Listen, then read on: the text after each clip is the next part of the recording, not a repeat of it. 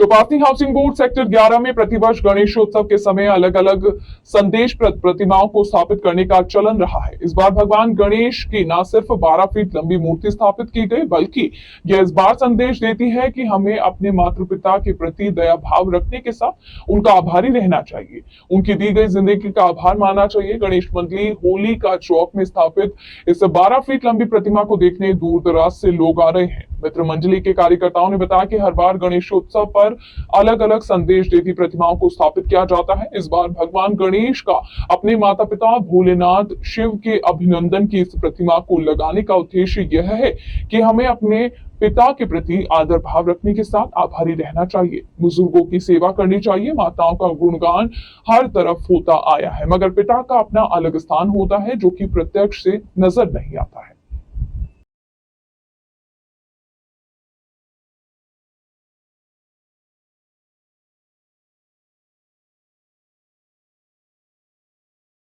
ये होगा कि हर जगह अपन ने पढ़ा है कि माता के लिए बहुत कुछ कहा गया है और वो सही भी है। माता ने जो अपने लिए किया उसका ऋण अपन नहीं चुका सकते, पर यह है कि एक दूसरा रूप और है पिता, उनके लिए कहीं भी कुछ ज़्यादा कहा नहीं गया है। और पिता की क्या समर्पण भावना होती है, पिता क्या बर्डन लेके अपना परिवार चलाते हैं, वो साइलेंट रहती है। उनका योगदान अपने पुत्रों के लिए, अपने बच्चों के लिए, अपने परिवार के लिए जो भी उनका योगदान होता है वो साइलेंट ही रहता है। तो दो हमने बैनर लगाए, उसमें समझाने की कोशिश की और इस बार खुद गजानन जी अपने पिता का अभिनंदन कर रहे हैं, पिता की सेवा कर रहे हैं। इस बार हमारा जो ये संदेश है वो ये है कि पिता की जो समर्पण भावना है उसको आज की जनरेशन, हर एक वो बच्चा समझे कि पिता किस तरह घर चलाता है और किस तरह उनका पालन पोषण करता है। ये संदेश है। 11 सेक्टर होलिका चौक अपने है, सिटी हॉस्पिटल के बैक साइड में, वहीं पंडाल है। हम लोग पिछले 5-6 साल से ये कर रहे हैं। घोड़े पे लाए थे, फिर बुलेट राजा, जैसा कि आपको पता होगा, बुलेट राजा से एक ट्रेडमार्क मिला हमें।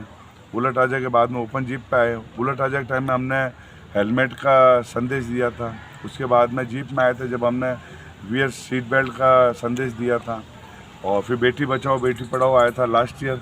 और इस बार पिता की समर्पण भावना, पिता के प्रति आदर रखें। आप देख रहे हैं समाज में आज भी वृद्धाश्रम में क्या चल रहा है। बस वही है कि मैं ये चाहता हूँ कि कुछ ऐसा हो हमारे थ्रू, ये ऐसा भी नहीं है कि बहुत बड़ा बदलाव हो जाएगा, इस आंशिक बदलाव भी अगर होने की कोशिश करें तो आने वाला भविष्य ऐसा होगा कि वृद्धाश्रम जैसे भवन जो है, मैं चाहता हूँ ये हो ही नहीं। ये टीम हमारी ये सोच के हम लोग ये इस स्तर पर निकले थे और ये लाएँ। टोटली इको फ्रेंडली है, मिट्टी से बनी है और अंदर इसके घास है।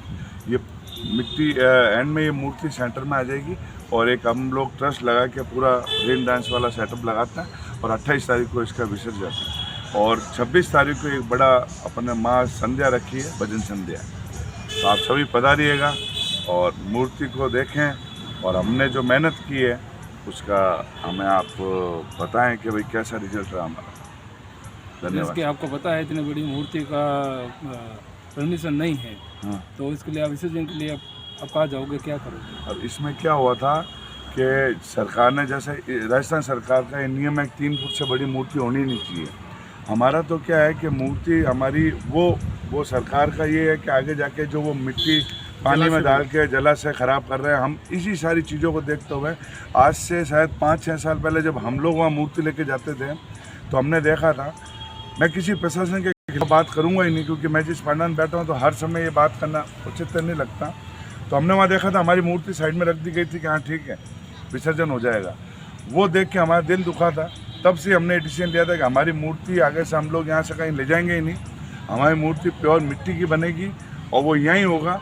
अब हम लोग जब ये करते हैं तो मिट्टी की मूर्ति जो है ये पूरी मिट्टी नीचे बह जाती है और जो यहाँ जनता ऑलमोस्ट 2,500 से 3,000 की जनता यहाँ खड़ी रहती है। आप विसर्जन में आके देखिएगा, 2,500 से 3,000 की जनता जो खड़ी रहती है वो मिट्टी हम लोग उनको मुंह में बांध देते हैं। वो घर ले जाके भगवान के द्वारा निकली हुई मूर्ति का विसर्जन पौधारोपण करते हैं और जो अंदर से घास निकलती है दूसरे दिन सुबह सब घास गाय में बांध दी जाती है। टोटली इको फ्रेंडली रहती है और किसी चीज़ का नाश नहीं होता।